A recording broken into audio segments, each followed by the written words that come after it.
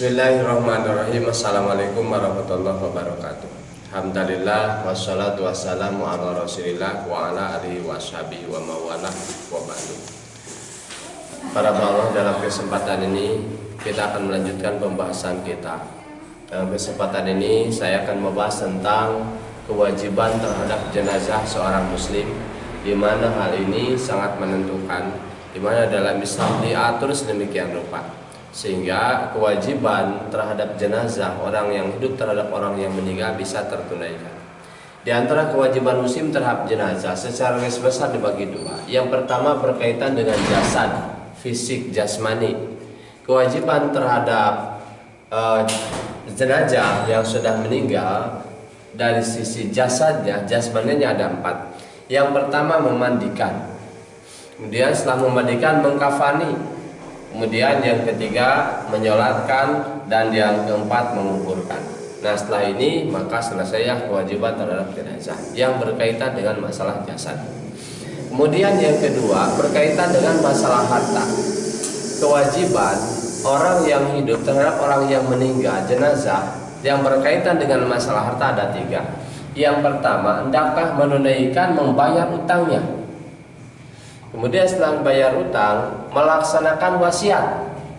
Apa saja yang diwasiatkan oleh yang meninggal sebelum meninggalnya, baik itu berupa ucapan ataupun berupa tulisan, tentunya ada 2 orang saksi. Kemudian yang ketiga pembagian waris. Ini yang sering kita lupakan, pembagian waris terkadang ditunda begitu saja. Padahal seharusnya setelah pengurusan jenazah, maka seharusnya keluarga melaksanakan ini, membayar utangnya, kemudian melaksanakan wasiatnya, kemudian yang ketiga membagi waris. Jangan sampai pembagian waris terlalu larut. Kalau pembagian waris terlalu larut, maka harta milik jenazah ini akan terlalu larut, bahkan bisa jadi akan ada yang meninggal, maka semakin sulit. Oleh karenanya secepatnya keluarga jenazah membagi waris yang dimiliki oleh jenazah tadi. Khawatir malah harta itu dimakan oleh keluarga atau yang tidak berhak. Bisa kita lihat dalam surat keempat, surat An-Nisa ayat 10. A'udzubillahi minasyaitonirrajim. Innal ladzina ya'kuluna amwalal yatama dzulman innama ya'kuluna fi butunihim nara wa sayaslawna sa'ira. Dan sesungguhnya orang-orang yang memakan harta anak yatim secara dolim, maka dia sesungguhnya sudah memakan harta itu fi butunihim nara, secara tidak langsung memakan api neraka. Wa sayaslawna sa'ira, dan mereka akan dimasukkan ke dalam neraka sa'ir. Jadi kalau pembagian waris telat, kemudian diantara harta itu ada milik harta anak yatim, kemudian dimakan oleh keluarga atau yang tidak berhak memakannya, maka seolah-olah dia memakan api neraka. Jadi bukan hal kecil, sangat-sangat besar.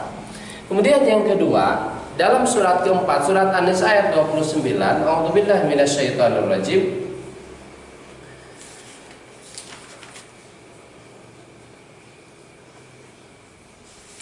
Surat An-Nisa ayat 29, Ya ayyuhalladzina amanu la ta'kulu amwalakum bainakum bil batili illa an takuna tijaratan antara minkum wa la taqtulu anfusakum innallaha kana bikum rahima.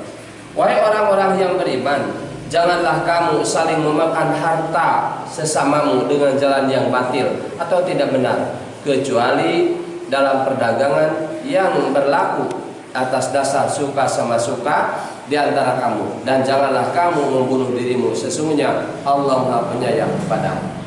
Dalam surat keempat, surat An-Nisa ayat 29, jangan sampai kita memakan harta orang lain dengan cara batil.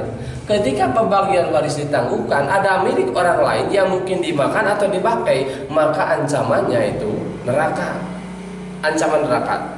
Jadi sebaiknya setelah seseorang meninggal, hendaklah segera pembagian waris, karena boleh jadi hak orang lain dipakai oleh dirinya, hak orang lain dimakan oleh dirinya, sehingga bercampur antara harta ahli waris dengan harta ahli waris yang lainnya. Oleh karenanya sebaiknya secepatnya pembagian waris.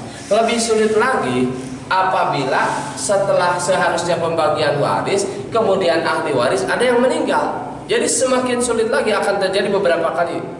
Nah, oleh karenanya jangan sampai dibiarkan terlarut-larut harta warisan, jangan sampai dibiarkan terlarut-larut sehingga akan ada mungkin salah satu di antara yang kedua meninggal, atau ada kesempatan yang satu mengambil milik yang harta atau hak yang lain, sehingga akhirnya akan menghancurkan dirinya.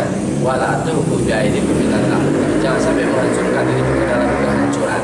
Nah, oleh karena secepatnya para Allah, kalaupun keluarga kita meninggal atau seorang muslim meninggal, maka sebaiknya secepatnya pembagian ahli waris dibagi kepada hak yang menerimanya. Jangan sampai nanti saja ini milik kita bersama. Nah, nanti yang akan terjadi kalau sudah begitu akan bercampur antara hak orang lain dengan hak dirinya, padahal Allah menentukan segera mungkin membayar utang, melaksanakan wasiat dan pembagian waris, sehingga harta yang diwariskan oleh yang meninggal barokah dan pahalanya mudah-mudahan mengalir kepada yang jenazah seorang muslim yang mewariskannya. Jazakumullahu wa lakum. Wassalamualaikum warahmatullahi wabarakatuh.